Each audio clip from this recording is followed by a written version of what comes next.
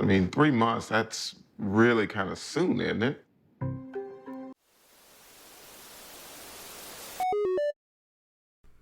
Hello and welcome to Happily Ever Reality. I am so glad you're here. I am really late on this video. This is all about episode 2 of Seeking Brother Husband, but I still wanted to do it because I really like this show. So let's go ahead and get started. We start out with Kenya, Carl, and Tiger. They are on the hunt for a 3-bedroom apartment, but Tiger is not on board. Tiger ends up expressing some of his concerns on the car ride to look for apartments, and Kenya responds with the least sincere statement ever. Go ahead and listen to what she says. And why do I need to get it that quickly? All right, baby. I deeply empathize with you. Yeah, I don't know about you guys, but I don't think she really empathizes that much. I think she really is just trying to pacify him and get him to move on from this because she is ready to get an apartment that has a 3rd bedroom. She's ready to have another man in her life and she needs some space. So she's not too worried about how Tiger is feeling. The real estate agent that they meet with ends up asking them questions about why they're looking for 3 bedrooms instead of just having one really large master bedroom. And Kenya explains that, they each have separate relationships with her and she is wanting a 3rd partner, so she wants to have 3 rooms. You can tell that Kenya really enjoys explaining the dynamics of their relationships to people. She even says at one point that she just wishes people would go ahead and ask questions. Now, Tiger, he's not on board. He doesn't want a 3rd bedroom. He thinks they are rushing into moving, and he wants to focus on there being a commitment ceremony between him and Kenya. You have to remember, she is only married to Carl. She is not married to Tiger in any way, not even with just a commitment ceremony. They are really just boyfriend and girlfriend, and he is wanting more. So when they are there and looking for apartments, he ends up expressing that because Kenya is pushing for them to move quickly. She's telling the real estate agent, I want to move in 3 months. And Tiger's just like, no, I really think we should take more time and focus on having a wedding. You guys, Kenya is not on board. She responds, and I just felt like it was a bit harsh. I'm going to put in a clip here. I'm going to be honest, not only was it harsh, I felt like it would be a little bit embarrassing. If I was Tiger, I would have been embarrassed by how Kenya responded. Listen to what she says here. Like, why are we talking about a wedding again? We're house shopping right now.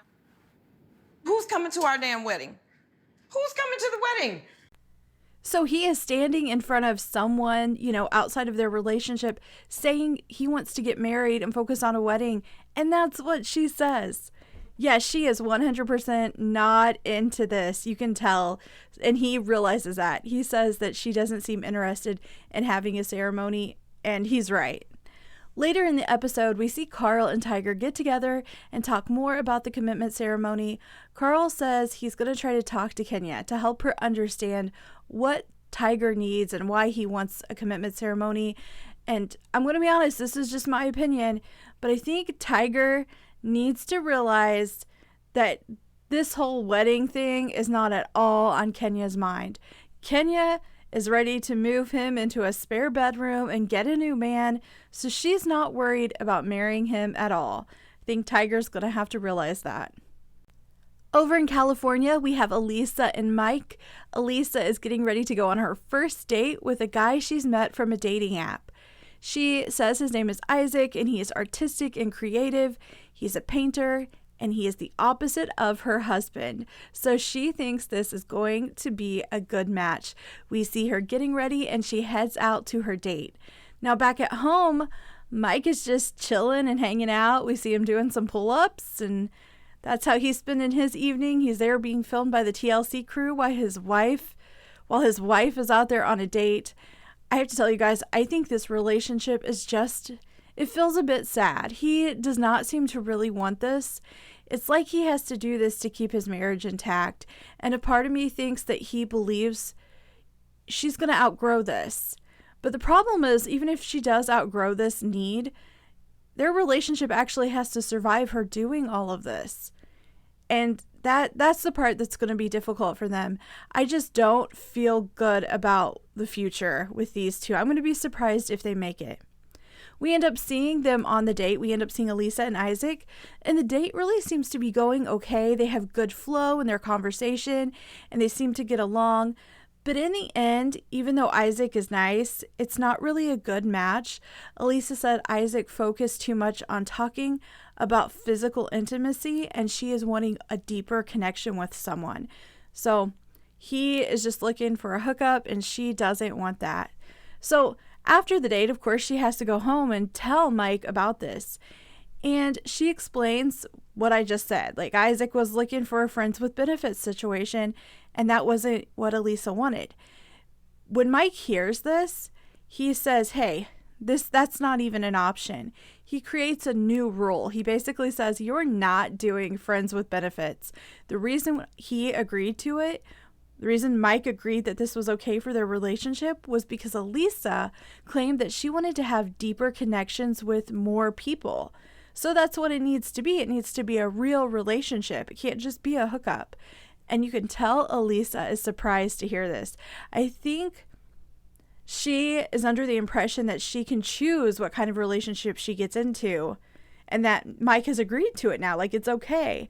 But we hear him saying, like, in the last episode, like, no, you can't bring someone to our house. Like, I don't want our spare bedroom to be a hookup spot for you. And now he's saying no to friends with benefits. I just don't think he's that into this situation. And I think he's going to create a lot of rules and a lot of boundaries because he doesn't really seem to want to do it. At least that's how I feel. Let me know in the comments if you disagree. We have a new couple, that is Shara, Patrick, and Noble. Shara and Patrick have been married for 13 years, and Noble is the new man with Shara. He has been with her for about 2 years. Their relationship is really unique. Patrick and Shara are not intimate together and haven't been for 10 years, according to Shara. She says that things were, hot and heavy in the beginning, but then they started to fizzle. There were a lot of stressors in their relationship.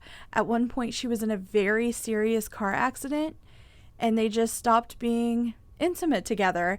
And eventually, that became an issue. She had needs that she wanted met, and so they decided to introduce another partner into their relationship. But Shara really loves Patrick. She did not want her marriage to end. She was not interested in a divorce. She was still very committed to him, and she seems to really love him.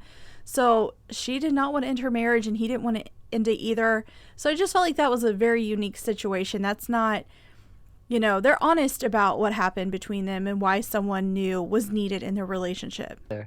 My confidence was shattered. I didn't feel attractive anymore. I didn't feel like I was desirable. That's what really, really initiated everything. Shara ends up meeting Noble at a retreat, and they have been together ever since. Now, I have to tell you guys, this is where the math doesn't really make sense to me. Shara says they've been together 2 years, right? And I'm guessing that, they filmed in the past. But even if they filmed last year in 2022, she said they had been together for 2 years and that they were already living together when the pandemic started. So he must have moved right in right away. That's the only thing I can think, is that they just moved really quickly, because we end up finding out that there were some issues with them all living together during the pandemic, and Patrick was just not comfortable with Noble being there. So Noble has actually already moved in with them and moved out. They decided it just wasn't good to have him living in their house anymore. So he's not living there, but he is still seeing Shara.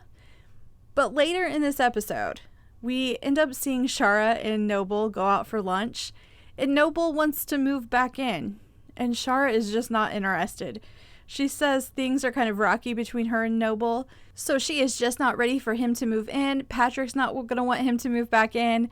I don't know what the future looks like as far as Noble being in this relationship, but I will tell you, I think Patrick and Shara really love each other. So I just felt like it was a little bit unique. They kind of stood out. Their situation was a little bit different from everyone else's, so I like them. I'm going to look forward to seeing what happens with these two. Last but definitely not least, we have Kim, Dustin, and Vincent. We find out that things between Kim and Vincent are still up in the air.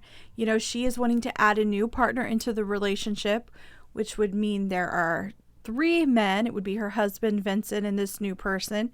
But Vincent's not really on board. He's just not sure about that yet. So we see Dustin and Vincent get together to hang out and just spend some time together. And Dustin tries to explain how he felt when Kim was first dating outside of their marriage and dating Vincent, and how he would feel when Kim would go out with him. So I'm going to put in a clip of Dustin talking here. At the time, I would quite often feel kind of wounded and neglected and left out of all the fun. All the cool kids were hanging out without me, kind of feeling. All I kept thinking when I was watching that is, you don't actually have to feel any of that. You don't have to suppress those feelings because they don't actually have to happen. You don't have to be in a relationship with someone who needs relationships with other people.